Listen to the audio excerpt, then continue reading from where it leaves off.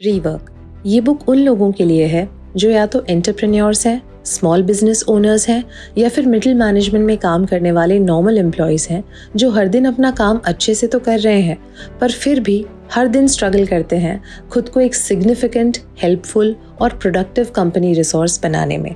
ये बुक बात करती है हमारे रेगुलर कॉर्पोरेट सेटअप में फॉलो किए जाने वाले ओल्ड और ऑर्थोडॉक्स काम करने के तरीकों को बदलने के बारे में। अगर आप पर्सनली मुझसे मेरा रीडिंग एक्सपीरियंस पूछेंगे तो मुझे ऐसा लगा कि आधी बातें जो इस बुक में बताई गई थी वो काफ़ी कॉमन थी। बहुत ही बेसिक और जेनरिक एडवाइस है जो थियोरेटिकली पढ़ने में सबको अच्छी लगती है लेकिन प्रैक्टिकली उसे फॉलो करना हम सबके हाथ में नहीं होता। पर साथ ही में इस बुक में मैंने कई ऐसी भी बातें सुनी जिनके बारे में हमें सबकॉन्शियस लेवल पर तो पता होता है लेकिन एक्टिवली हम उसे फॉलो नहीं करते। लेकिन अगर इन 40 लर्निंग्स को हम फॉलो करें, इनमें फेथ रखें और इन्हें अप्लाई करना स्टार्ट करें तो हमारी कॉर्पोरेट लाइफ काफ़ी ज़्यादा प्रोडक्टिव भी हो जाएगी और मेंटल तौर पे हमारे लिए आसान भी। तो चलिए without any further delay let's dive right in. Number 1, new reality. आज की डेट में एंटरप्रेन्योर बनना कोई बहुत डिफिकल्ट काम नहीं है। एक टाइम था जब एंटरप्रेन्योर सिर्फ वो लोग बन पाते थे जिनको एक स्पेशल एक्सेस था रिसोर्सेज के लिए, टूल्स के लिए, लेकिन अब ऐसा नहीं है। डिजिटल डेवलपमेंट के साथ साथ आज ये आपके लिए बिल्कुल पॉसिबल है कि आप अपने घर में बैठकर अपने लैपटॉप और इंटरनेट के साथ पूरी दुनिया भर में किसी से भी कनेक्ट कर सकें और किसी के साथ भी बिजनेस कर सकें। तो अब एंटरप्रेन्योर बनना एक सपना नहीं है और हर कोई इसे फॉलो कर सकता है। Number 2, ignore the real world. अक्सर ये देखा गया है कि जब भी आपके पास कोई नया आइडिया आएगा जो क्रिएटिव होगा, जिसके बारे में ज़्यादा लोगों ने नहीं सुना है, जब आप उसे किसी के साथ शेयर करेंगे तो लोग आपको अक्सर ये कहकर डीमोटिवेट करेंगे that this would never work in the real world. They will try to make you feel practical about it. वो आपको कन्विंस कर लेंगे कि या तो आपका आइडिया बहुत ही ज़्यादा यूजलेस और सिली है या फिर बहुत ज़्यादा कम्पिटिटिव, जस्ट बिकॉज इन लोगों में खुद में गट्स नहीं होते अपने ड्रीम्स चेज करने के और अपने आइडियाज़ को एक फेयर चांस देने के। इसीलिए वो आपको भी डिस्करेज करते हैं और क्योंकि ये एक पॉपुलर कॉमन ओपिनियन होता है तो हम इन्फ्लुएंस हो जाते हैं, डर जाते हैं और अपने आइडियाज़ को कभी रियल चांस देते ही नहीं है। Number 3, learning from the mistakes is overrated. अक्सर हम कहते हैं कि हमने अपनी पुरानी मिस्टेक से सीखा है, गलतियां करनी चाहिए, गलतियां करके ही हम सीखते हैं। इसीलिए पास्ट में हमने जो भी गलतियां की होती हैं हम उनके बारे में बहुत ज़्यादा एनालाइज करते हैं। लेकिन ऑथर कहते हैं कि अगर पास्ट में आपने कोई सक्सेस अचीव करी है, हर वो इंसिडेंट जो आपके लिए पॉजिटिव रहा, जिसने आपको कुछ एकम्प्लिश करने में मदद किया, आपको लेसन्स वहाँ से लेने चाहिए। तो अगर एक पर्टिकुलर फॉर्मूला या फुटप्रिंट्स फॉलो करके आपने पास्ट में सक्सेस अचीव करी है, दैट मीन्स वो एक प्रूवन फॉर्मूला है और इसलिए अपने मिस्टेक से सीखने की जगह आपको अपनी सक्सेस से सीखना चाहिए और उसी फॉर्मूला और आइडिया पर डबल डाउन करते रहना चाहिए। नंबर 4, प्लानिंग इज गेसिंग। फ्यूचर ना तो किसी ने देखा है ना ही किसी का इस पे कंट्रोल है, इसलिए अननेसेसरली ज़्यादा प्लान करने में कभी भी टाइम वेस्ट नहीं करना चाहिए। पास्ट हिस्टोरिकल डेटा और स्टैटिस्टिक्स के बेसिस पर आप अपने फ्यूचर पैटर्न्स को प्रिडिक्ट ज़रूर कर सकते हैं, लेकिन फिर भी आप सर्टेनिटी से नहीं कह सकते कि आगे क्या होने वाला है। आप खुद ही सोचिए, आपका प्रोडक्ट कितना भी अच्छा हो, लेकिन क्या आप कभी भी प्रिडिक्ट कर सकते हैं कि आपके ओपोनेंट की स्ट्रैटेजी क्या होगी? प्लानिंग सिंपली एक गेस वर्क होता है जो अपने जजमेंट के बेसिस पे किया जाता है, इसलिए ज़्यादा एडवांस में प्लानिंग पर टाइम वेस्ट नहीं करना चाहिए। सिर्फ आने वाले कुछ हफ्तों और महीनों के बारे में ही सोचकर काम करते रहना चाहिए। Number 5, why you want to grow. Grow होना एक अच्छी बात है, लेकिन सिर्फ तभी जब आपका कोई अपना ओरिजिनल रीज़न हो कि आप ग्रो क्यों होना चाहते हैं। आपको सिर्फ इसलिए ब्लाइंडली ग्रो होने के पीछे नहीं भागना है क्योंकि दुनिया कहती है that this is the right thing to do. इस साल जो टर्नओवर है अगले साल उसके 2 गुना करना है, फिर उसके अगले साल 5 गुना, 10 गुना, 20 गुना। सिर्फ अंधाधुंध इस रेस में भागते रहना और खुद को परेशान करना, ये किसी भी तरह से समझदारी की निशानी नहीं है। ग्रो होने के अपने आप के कई चैलेंजेस और कॉम्प्लेक्सिटीज़ भी होते हैं। जब कोई कंपनी स्ट्रक्चर ग्रो होता है, उसी के साथ साथ उसका पेपर वर्क भी बढ़ जाता है। Legal documentation, licences, database management, software, payroll, turnover, accounts etcetera etcetera. Unnecessarily एक सिंपल सा स्ट्रक्चर कॉम्प्लिकेट हो जाता है, आपकी जिम्मेदारियां बढ़ जाती हैं। इसीलिए अगर आप खुद ग्रो होना चाहते हैं एक ऐसी स्पीड पे जो आपको बर्नआउट से बचा के रखे, तो वो एक समझदारी का स्टेप है। लेकिन आपको सिर्फ अननेसेसरली ग्रो होने की रेस में इसलिए नहीं भागना क्योंकि दुनिया कहती है। नंबर 6, वर्कहोलिज्म। वर्कहोलिक लोग अक्सर इस बात में प्राइड लेते हैं कि हम ऑफिस में बैठकर 12, 13, 14 घंटे तक काम करते रहते हैं। कंपेयर टू अ वर्कोहॉलिक, जब हम किसी ऐसे इंसान को देखते हैं जो सिर्फ 7 से 8 घंटे में अपना पूरा काम खत्म करके चला जाता है, तो हम ये नहीं सोचते कि शायद उसने इतने डीप डेडिकेटेड फोकस से काम किया है कि वो वर्कोहॉलिक इंसान से ज़्यादा प्रोडक्टिव और एफिशिएंट है और क्रिएटिव है, इसलिए अपना काम ज़्यादा जल्दी खत्म कर पाया। वर्कोहॉलिक कल्चर को कॉर्पोरेट्स में ज़्यादा प्रमोट नहीं करना चाहिए। इनफैक्ट इसका ये मतलब है कि जो वर्कोहॉलिक पर्सन है, किसी न किसी लेवल पर वो कम एफिशिएंट है दूसरे पर्सन से, इसलिए वर्कोहॉलिक होने में कोई प्राइड नहीं है। Number 7, make a dent in the universe and scratch your own itch. कुछ ऐसा नया ओरिजिनल आइडिया क्रिएट करने की कोशिश करें जो किसी की कॉपी ना हो और जिससे किसी की हेल्प हो, कोई प्रॉब्लम सॉल्व हो। अगर समझ नहीं आ रहा कि क्या आइडिया निकालें, तो ऐसे में खुद को उस सिचुएशन में इमेजिन करें। सोचिए कि आपकी पर्सनल लाइफ में ऐसी कौन सी प्रॉब्लम है, अगर आप उस जगह होते तो उसे आप कैसे सॉल्व करते। ऑथर ने यहाँ एग्जाम्पल दिया है कोच बिल बॉवरमैन का। जब उन्होंने देखा कि उनके टीम प्लेयर्स को ज़्यादा हल्के लाइटर रनिंग शूज़ की ज़रूरत है, तो वो अपने वर्कशॉप में गए और उन्होंने अपने फैमिली वॉफल आयरन पर कॉन्स्टेंटली रबर पोर करना स्टार्ट कर दिया। And that's how Nike's famous waffle sole was born. Number 8, no time is no excuse. अक्सर लोगों को जब कोई काम नहीं करना होता तो उसके लिए उनके पास 10 बहाने होते हैं, लेकिन अगर कोई ऐसा काम है जिसे करने में उन्हें खुशी मिलती है, तो थके होने के बावजूद वो उसमें कई घंटों के लिए एक्स्ट्रा काम कर सकते हैं। फॉर एग्जाम्पल, अगर आपको कोई कहे कि 1 या 2 घंटे ज़्यादा काम कर लो या पढ़ाई कर लो, तो आपका बिल्कुल मन नहीं करेगा और आप ये बहाने देंगे कि मेरे पास तो टाइम ही नहीं है। लेकिन अगर आपको कोई नींद से जगा कर कहे कि अपने दोस्तों के साथ पार्टी करने चलना है, तो आप सुबह के 4 बजे तक भी बिना थके पार्टी कर लेंगे और अगले दिन ऑफिस भी चले जाएंगे। ऐसा ऑफकोर्स इसलिए कर लेते हैं क्योंकि पार्टी करना हम इंजॉय करते हैं। इसका सीधा सा कंक्लूजन ये है कि आप जो काम कर रहे हैं, या तो उसमें खुश रहने की कोई वजह ढूंढे, उस काम का वो हिस्सा जो करना आपको अच्छा लगता है।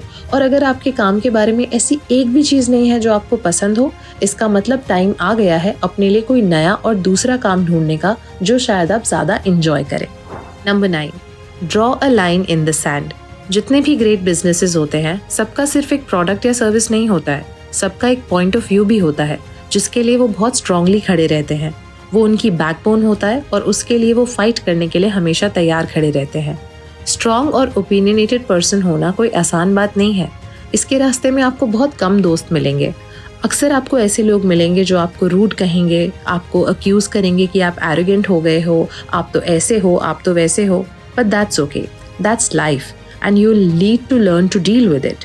For everyone who loves you, there will always be someone who hates you. So it's okay. Number 10. Outside money is plan B.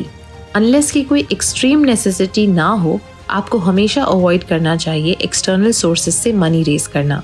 क्योंकि जब आप ऐसा करते हैं तो आप अपने कंट्रोल और ओनरशिप का एक सिग्निफिकेंट पीस सामने वाले इन्वेस्टर को देते हैं। सिर्फ पेपर पर ही नहीं, बट आपकी एक्चुअल डिसीजन मेकिंग की प्रोसेस को भी ये अफेक्ट करता है। ऐसे में आप काम में बहुत मजबूर और बहुत ही अनइंटरेस्टेड सा फील करते हैं। एंड यूजुअल केसेस में you generally need less than what you think. पर हमारी एक आदत हो गई है कि जब भी हमारा बिजनेस लेस ग्रोथ दिखा रहा हो, तो हम सोचते हैं कि शायद ज़्यादा मनी पंप इन करने से हमारी परफॉर्मेंस बेटर हो जाएगी। But in most cases problem कहीं और ही होती है। Number 11, start a business not a startup. चाहे आप जो काम शुरू कर रहे हैं वो कितना भी छोटा या बड़ा क्यों ना हो, बट आपको उसे स्टार्टअप नहीं बोलना है। आपको उसे ट्रीट करना है लाइक अ प्रॉपर बिजनेस, ताकि आप उसे सीरियसली लें और उसकी तरफ पैशनेटली काम करें। कोई भी ऐसा काम जो आप कर रहे हैं, अगर आप उसमें पहले दिन से प्रॉफिट बनाने के बारे में नहीं सोच रहे, तो वो एक बिजनेस नहीं, सिर्फ एक हॉबी है। Number 12, less mask is a power. इसका ये मतलब है कि अगर आपका ऑर्गेनाइजेशनल स्ट्रक्चर थोड़ा लीन है, थोड़ा स्मॉल है, तो ये ज़्यादा स्मार्ट टेक्निक है, क्योंकि चेंजेस जब आएंगे तो आप आसानी से पिवट कर पाएंगे। ये आपकी ऑर्गेनाइजेशन स्ट्रक्चर को फ्लेक्सिबिलिटी देता है।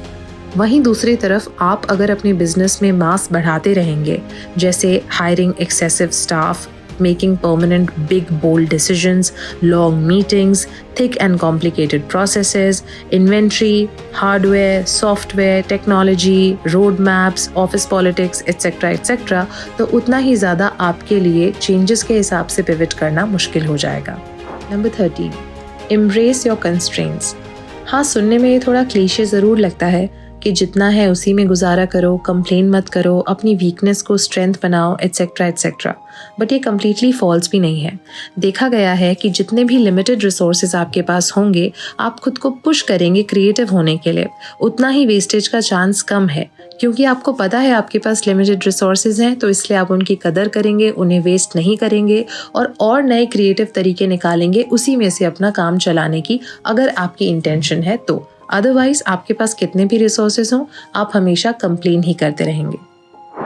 Number 14, start at the epicentre and ignore the details early on. जब भी आप कोई काम स्टार्ट करेंगे तो उससे रिलेटेड मल्टीपल एस्पेक्ट्स में आपको डिसीजन लेने पड़ेंगे, और हो सकता है कि इस प्रोसेस में आप घबरा जाएं, प्रायोरिटाइज ना कर पाएं और ओवरवेल्म हो जाएं।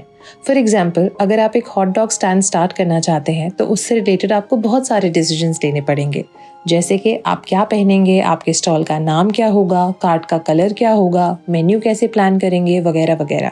ऐसे में समझदारी इसमें है कि आप एपिसेंटर पे फोकस करें। यहाँ पर एपिसेंटर है हॉट डॉग की क्वालिटी। अगर आपके हॉट डॉग की क्वालिटी ही खराब है तो भले ही आप बाकी चीज़ों के बारे में कितना भी सोच लें, पर कोई फ़ायदा नहीं है।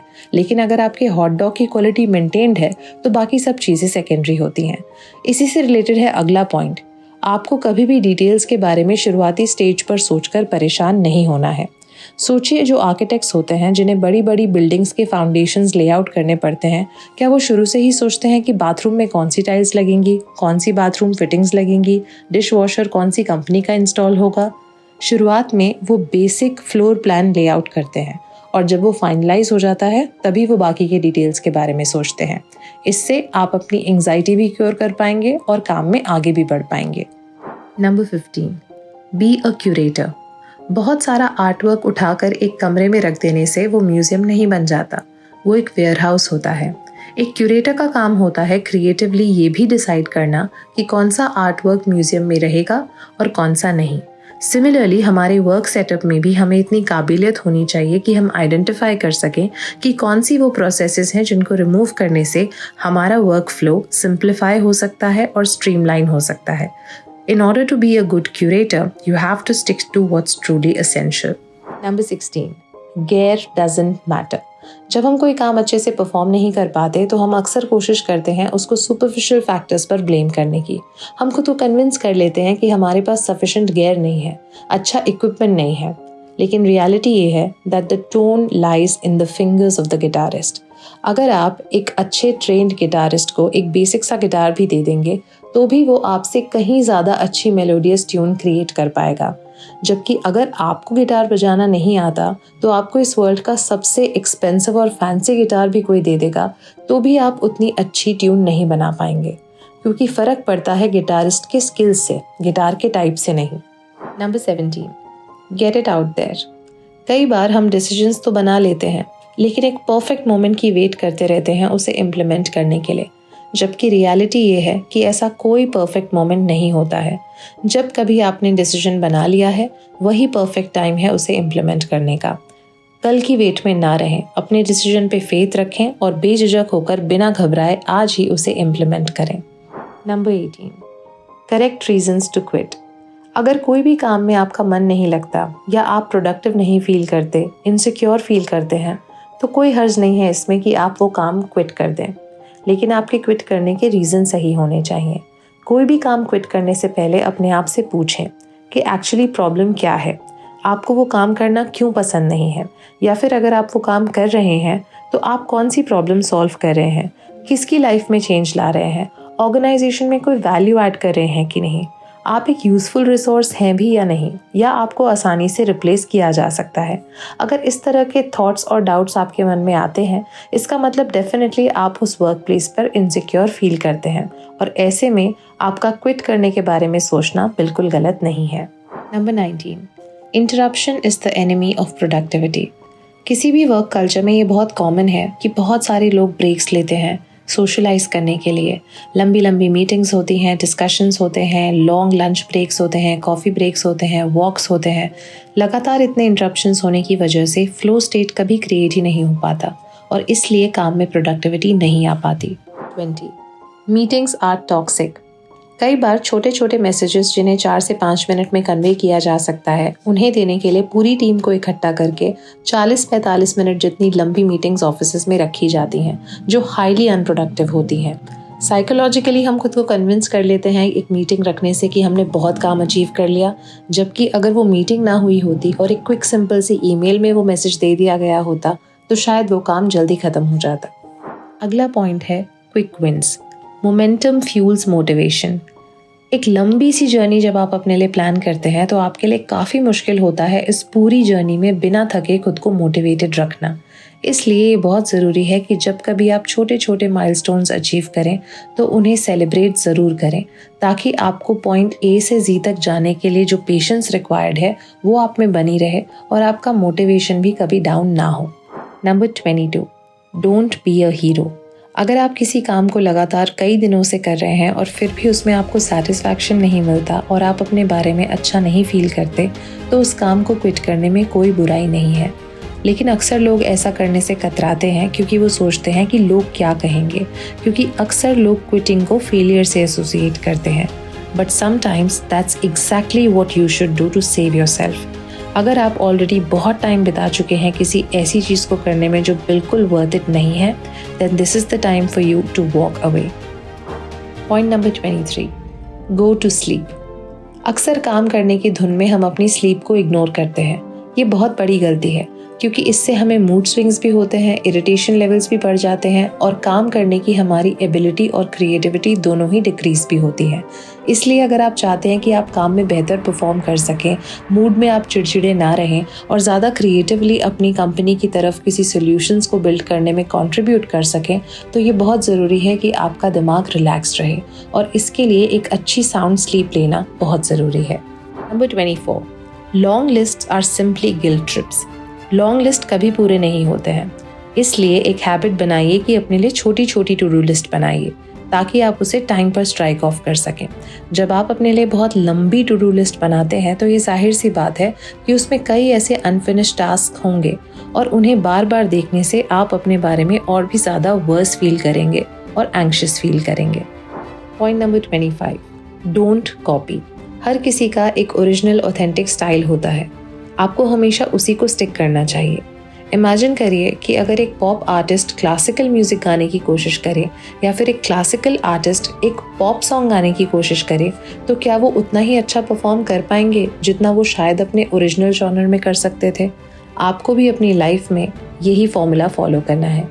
Point number 26, decommoditize your product. अगर आप सक्सेसफुल हैं तो चांसेस हैं कि कई लोग आपको कॉपी करने की कोशिश करेंगे। आपका आइडिया, आपका प्रोडक्ट, आपका सर्विस, उसे कॉपी करने की कोशिश करेंगे, जिसे आप रोक नहीं सकते हैं। इसलिए ये बहुत ज़रूरी है कि आप अपने सर्विस या प्रोडक्ट में अपना एक यूनिक स्टाइल अटैच करें, इंजेक्ट करें, जिससे लोग आपके प्रोडक्ट को सिर्फ प्रोडक्ट की वैल्यू के लिए नहीं, लेकिन उसके साथ आने वाली आपकी अटैच्ड वैल्यू के लिए भी याद रखें। Number 27, underdo your competition. Conventional wisdom ये कहती है कि आपको हमेशा अपने कंपेटिटर को बीट करने के बारे में सोचना चाहिए। आपको हमेशा उनसे एक स्टेप आगे चलना चाहिए। अगर उनके 4 प्रोडक्ट्स हैं, आपके पास 6 होने चाहिए। अगर उनके 50 एम्प्लॉयज़ हैं, आपके पास 100 होने चाहिए। लेकिन रियलिटी ये है कि आज की डेट में ये कोल्ड वॉर मेंटालिटी बिल्कुल डेड एंड हो चुकी है। इनफैक्ट इसकी जगह आपको अपने कंपेटिटर से एक लेवल नीचे ही परफॉर्म करना है, लेकिन आपको कोई बहुत बेसिक और सिंपल सी कस्टमर प्रॉब्लम सॉल्व करनी है। For example, majority of the bicycle brands वो फोकस करते हैं लेटेस्ट हाईटेक इक्विपमेंट में, जैसे mountain bikes with suspension, ultra strong disc brakes, light weight titanium road bikes with carbon fibre etcetera etcetera. ऐसे में इतना कुछ होने के बावजूद ये नोटिस किया गया कि आज की डेट में फिक्स्ड गियर बाइसिकल्स की इंडस्ट्री ज़्यादा पॉपुलर हो रही है और बूम हो रही है, क्योंकि ये इतने सिंपल मॉडल्स हैं कि ये बहुत लाइटर हैं, चीपर हैं, कईयों में तो ब्रेक्स भी नहीं है और इसलिए उन्हें मेंटेनेंस की कम ज़रूरत पड़ती है। Number 28, focus on you not on them. कई बार अपने कंपेटिटर के मूव्स को एनालाइज करने में हम लोग इतना टाइम वेस्ट करते हैं कि अपने ही बारे में सोचना भूल जाते हैं और उनकी स्ट्रैटेजीज और उनके मूव्स को गेज करने में, उसके बारे में वरी करने में धीरे धीरे हम ऑब्सेस्ड हो जाते हैं और अपने माइंडसेट पे काम करना बंद कर देते हैं। इसलिए जैसे आपकी कोई कंपनी हो तो आपको डायरेक्टली ये नहीं सोचना है कि आप एप्पल जैसे ब्रांड को बीट कैसे करेंगे। ये एक रॉन्ग क्वेश्चन है, इससे आपको सिर्फ एंग्जाइटी ही होगी। इट्स नॉट अ विन और लूज बैटल। आज की डेट में बहुत सारे ब्रांड्स हैप्पीली कोएग्जिस्ट भी कर रहे हैं। एप्पल के प्रॉफिट्स और कॉस्ट उनके हैं और आपके अपने खुद के प्रॉफिट्स और कॉस्ट आपके। 29. लर्न टू से नो। कई बार हम प्रेशर में आके सिर्फ किसी के फीडबैक को इसलिए हाँ कर देते हैं क्योंकि कन्फ्रंटेशन करने से डरते हैं, क्योंकि वो हमें अनकंफर्टेबल बनाता है। लेकिन हर बार कस्टमर सही नहीं होता। Don't always believe that customer is always right. Of course customer के फीडबैक को हमें वैल्यू करना चाहिए, उसको रिस्पेक्ट करना चाहिए, लेकिन हमें ये भी एडमिट करना होगा कि प्रोडक्ट के बारे में कस्टमर उतने अच्छे से नहीं जानता जितने अच्छे से आप जानते हैं। इसलिए हर किसी के फीडबैक को आप सीरियसली नहीं ले सकते। फॉर एग्जाम्पल, अगर आप शेफ़ हैं और 10 में से 7 जनों ने आपको ये कहा कि खाना बहुत ज़्यादा सॉल्टी था, दैट डेफिनेटली मीन्स कि आपने सॉल्ट ज़्यादा डाला था और अगली बार आपको ये डिश चेंज करनी पड़ेगी। लेकिन अगर 4 लोग आकर आपसे ये कहें कि लजानिया में आप बनाना के पीसेस डाल दो, तो क्या आप डाल देंगे? उससे तो पूरी रेसिपी डिस्ट्रॉय हो जाएगी। तो सिर्फ कुछ लोगों के कहने से आप अपनी रेसिपी का ओरिजिन स्ट्रक्चर चेंज नहीं करेंगे। आपको भी खुद वो सेंस होना चाहिए कि प्रोडक्ट में कितने चेंजेस करने हैं। 30. Don't confuse enthusiasm with priority. कई बार एक नया creative, hot and happening great idea आने के ख्याल से ही हमें एक रश मिलता है और हम उसकी एंडलेस पॉसिबिलिटीज़ और बेनिफिट्स को अपने दिमाग में इमेजिन करने लगते हैं और सब कुछ छोड़ छाड़ कर सिंपली उस आइडिया के पीछे ब्लाइंडली रन करने लगते हैं। ये एंथुसियाज्म जो कि आपको उस नए आइडिया के लिए आ रहा है, वो एक करेक्ट और एक्यूरेट इंडिकेटर नहीं है उसकी सही वैल्यू का। नंबर 31. Build an audience. सभी कंपनीज के पास कस्टमर्स होते हैं, लेकिन लकी कंपनीज के पास होते हैं फैंस, और उसमें मोस्ट फॉर्चुनेट कंपनीज के पास होती है ऑडियंस। आपको फोकस करना है ऑडियंस बनाने पर, और इसके लिए आपको राइटअप्स करने पड़ेंगे, ब्लॉग पोस्ट लिखने पड़ेंगे, ट्वीट्स करने पड़ेंगे, वीडियोस बनाने पड़ेंगे। किसी भी तरीके से जब आप वैल्यूएबल इन्फॉर्मेशन को शेयर करेंगे तो आप एक लॉयल ऑडियंस फॉलोइंग अपने लिए बिल्ड कर सकते हैं।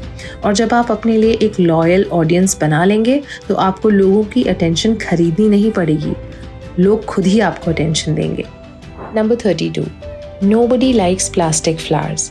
अगर आप में कोई फ्लॉज हैं या इम्परफेक्शंस हैं, जो कि हम सभी में होते हैं क्योंकि हम सब ह्यूमन बींग्स हैं, तो दुनिया को उसे दिखाने में अफ्रेड या शेमफुल बिल्कुल फील ना करें। आफ्टर ऑल हमारी इम्परफेक्शंस ही हमें एक दूसरे से रिलेटेबल बनाते हैं। आप खुद ही सोचिए, अगर आपके सामने 2 बुके हों, एक प्लास्टिक के फ्लावर्स का जो कि बिल्कुल प्रॉपर्ली वेल कट आउट है, जिसमें एग्जैक्टली हर पेटल का साइज भी बिल्कुल सेम है, कलर भी बिल्कुल सेम है, उसमें कोई फ्लॉ नहीं है, तो क्या आप उसे प्रेफर करेंगे या फिर रियल फ्लावर्स वाले बुके को, जिसमें हो सकता है कि कोई पेटल हल्की सी मुड़ी हुई हो, किसी पेटल का साइज या कलर दूसरे से मैच ना करता हो, स्लाइटली इम्परफेक्ट भी होगा, तो भी आप रियल फ्लावर्स को ज़्यादा प्रेफर करेंगे। सेम वही लॉजिक अप्लाई करता है आपकी आइडेंटिटी और पर्सनैलिटी पे भी। Number 33. Niche media over mass media.